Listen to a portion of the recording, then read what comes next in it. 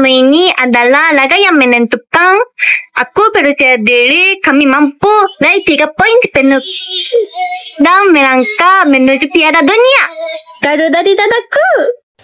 Lagu Tanah Airku mendunia. Jepang meminta lagu Tanah Airku dinyanyikan di Osaka, Jepang 10 Juni. Kalau dipikir-pikir, seperti mustahil dan tak masuk akal. Terpukau dengan lagu Tanah Airku yang dinyanyikan di GBK, dan saat ini viral di Jepang. Supporter Jepang dan pemain Jepang bernama Kaoru Mitoma meminta supporter Indonesia dan supporter Jepang untuk menyanyikan lagu Tanah Airku di Jepang juga. Ia mengaku ketagihan dan tak pernah mendapatkan atmosfer seindah itu dimanapun dia bermain. Dalam sebuah dunia yang hiruk pikuk oleh gemuruh stadion, ledakan sorak, dan dentuman semangat, siapa yang menyangka bahwa sebuah lagu lembut dan lirik berjudul Tanah Airku mampu menghentikan waktu, menaklukkan ego, dan membekukan sejarah dalam satu harmoni. Sebuah keajaiban terjadi. Tadinya tak diduga, lagu yang dahulu hanya dikenal sebagai nyanyian nasional, kini menjelma menjadi mantra. Di tengah kolosal megahnya Stadion Gelora Bung Karno, di Jakarta yang panas dan penuh semangat, lagu ini menjelma menjadi jiwa, bukan hanya sekadar nada, melainkan napas seluruh bangsa. Musik adalah cara ilahi untuk mengatakan hal-hal indah dan puitis ke dalam hati. Pablo Casals. Dan inilah yang terjadi,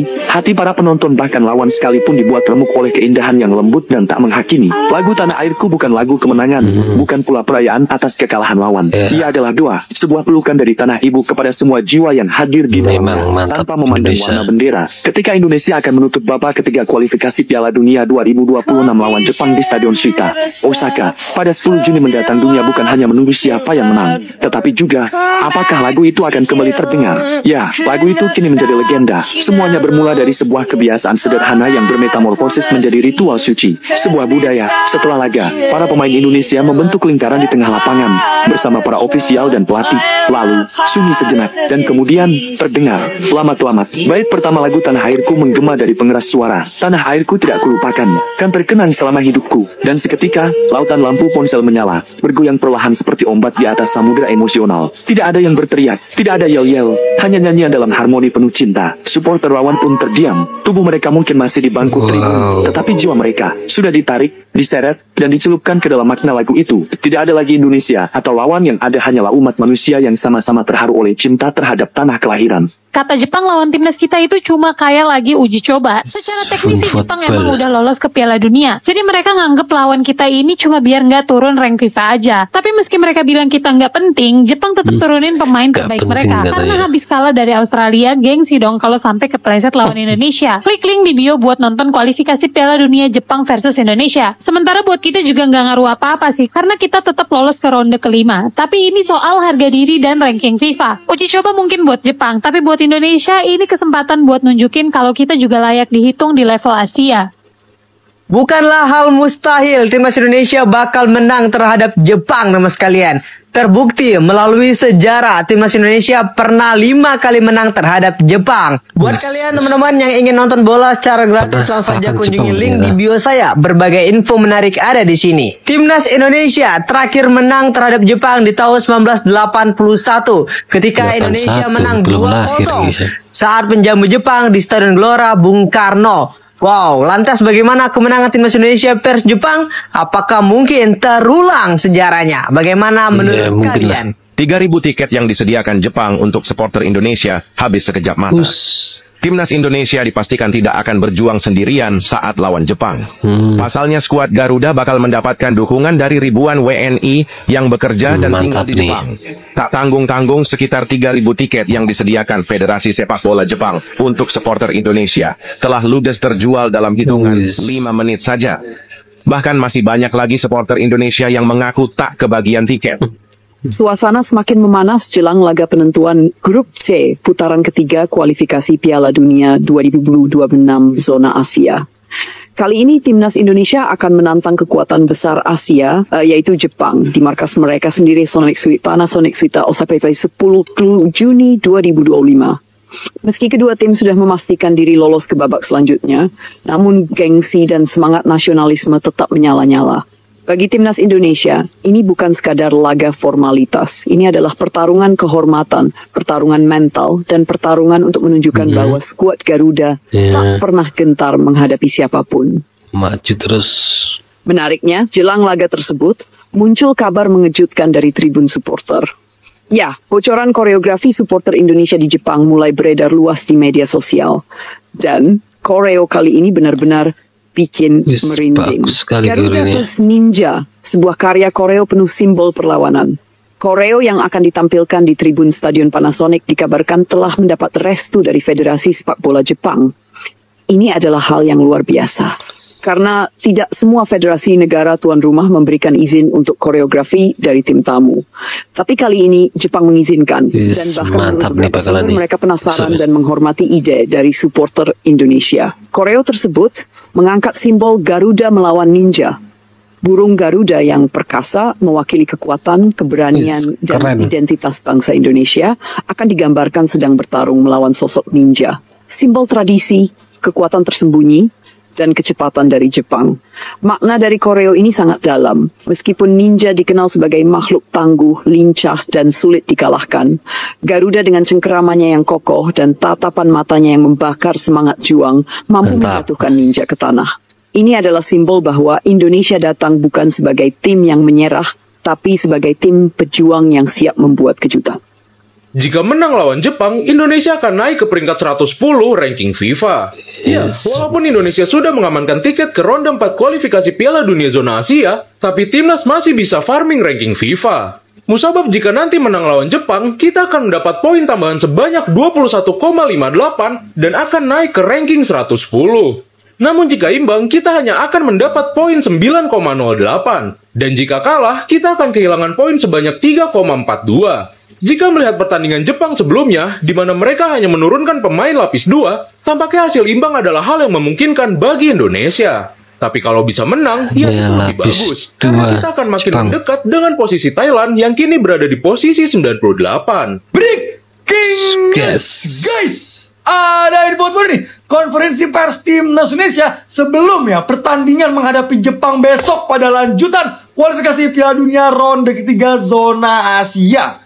Konferensi pers dilakukan oleh Joy Pelupesi dan ditemani sama Coach Patrick Kluivert. Breaking press conference Jepang pers Indonesia, yaitu Joy Pelupesi didampingi Coach Patrick Kluivert dan Wataru Endo didampingi oleh Hajime Moriyasu di press conference jelang pertandingan besok menghadapi Jepang. Ini kalian lihat nih ya, Joy Pelupesi dan Coach Patrick Kluivert melakukan konferensi pers, press conference pertandingan jelang besok menghadapi Jepang pada lanjutan kualifikasi Piala Dunia ronde ketiga zona Asia. Sekali lagi kita harapkan, kita doakan yang terbaik untuk timnas Indonesia mendapatkan hasil terbaik menghadapi Jepang. Mau menang, kalah, seri, tetap kita dukung timnas Indonesia. Let's go Garuda, bravo timnas Indonesia. Lawan Jepang nanti, kiper andalan lo siapa? Audero sih, debutnya keren banget, kayak Buffon muda. Ya, Paes atau Audero yang lebih bisa diandalkan? Ini Paes. Dia cepet banget reaksi dan berani. Paes dong. Dia udah ngerasain MLS, siap mental bro. Gue tim Paes sih. Audero sih kak, soalnya lawan China kemarin keren banget.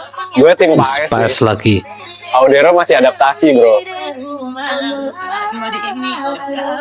Ya nanti sore King Indo is back ya guys. King Indo is back lawan Bang Jepang cok, lawan Bang Jepang cok ya. Buat Bang Jepang tolong banget nih ya, pakai lapis 3 aja, atau nggak pakai lapis 4 lah kalau bisa gitu ya. Mainin akademinya aja, main akademinya aja, kan lu udah pasti lolos Pildon gitu loh ya.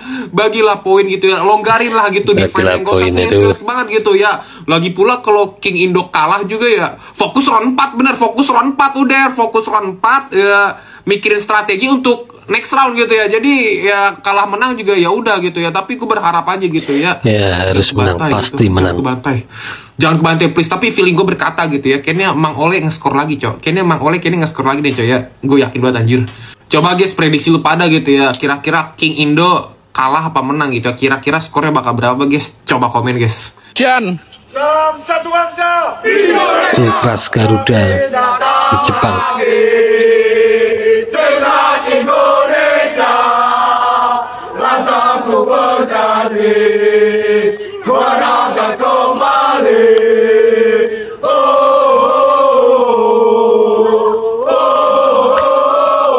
Dukungan untuk timnas Indonesia.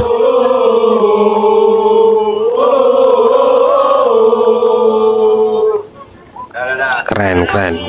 Antusiasme tinggi, Jepang jual tiket nonton latihan untuk para fans. Yap, sekalian bayangin aja, hanya sekelas latihan. Federasi sepak bola Jepang itu menjual tiket untuk para supporter Jepang yang ingin menyaksikan latihan dari timnas Jepang. Dan gak main-main, harga termahal tiketnya adalah 390.000 guys. Wih, ini gila sih. Tapi mungkin antusias tinggi dari fans timnas Jepang itu efek dari Jepang akhirnya kalah untuk pertama kali dalam kualifikasi Piala Dunia atas Australia. Dan akibat kekalahan ini, pelatih dari timnas Jepang berjanji akan menang saat lawan timnas Indonesia.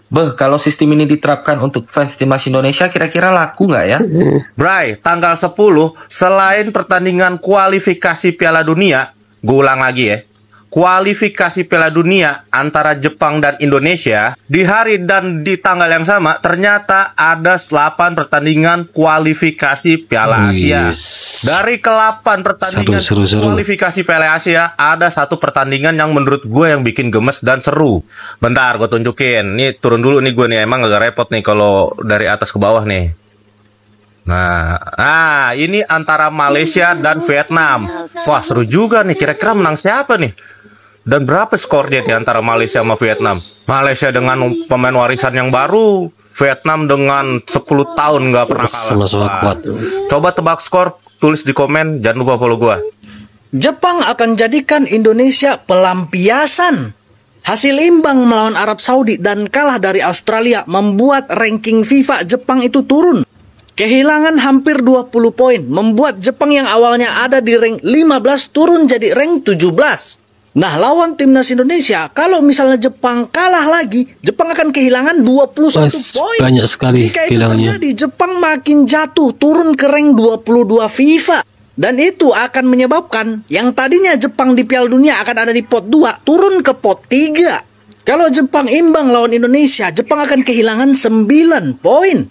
Dan itu juga akan membuat Jepang turun dari rank 17 turun ke rank 18. Jadi tidak ada opsi imbang atau kalah buat Jepang. Aku merasa Jepang akan menjadikan timnas Indonesia sebagai pelampiasan. Karena kalau sampai Jepang kalah ataupun imbang, ruginya sangat banyak. Maka dari itu, timnas Indonesia wajib waspada. Patrick Kluivert harus berani main full bertahan, full defensif. Karena Jepang akan menjadikan timnas Indonesia pelampiasan. Salam Di Matteo. Jelang laga lawan Indonesia, pemain timnas Jepang jalani latihan santai di Osaka. Meski sudah lolos ke Piala Dunia 2026, persiapan tetap dilakukan serius. Latihan digelar di J Green Sakai sejak 7 Juni lalu. Suita City Football Stadium Osaka akan menjadi saksi pertemuan antara Jepang dan Indonesia pada Selasa 10 Juni 2025 mendatang.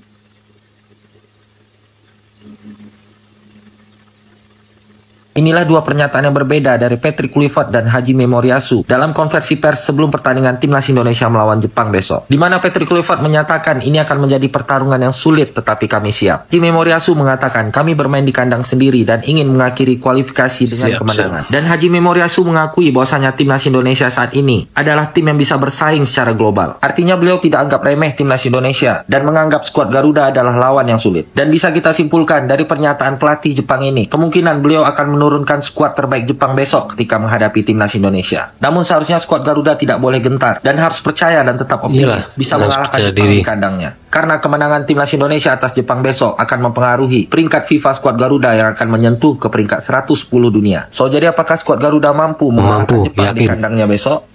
Jepang fans mengatakan, lebih baik kita nikmati saja laga nanti, karena hasilnya sudah tidak menentukan lagi. Karena kami sudah lolos Piala Dunia, dan Indonesia lolos ronde 4. Sampai bertemu di Osaka.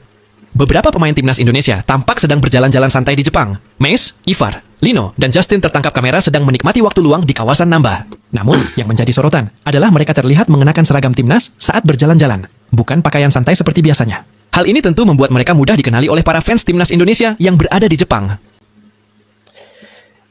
Itulah berita yang dapat saya rangkum dari beberapa sumber media sosial, terutama TikTok.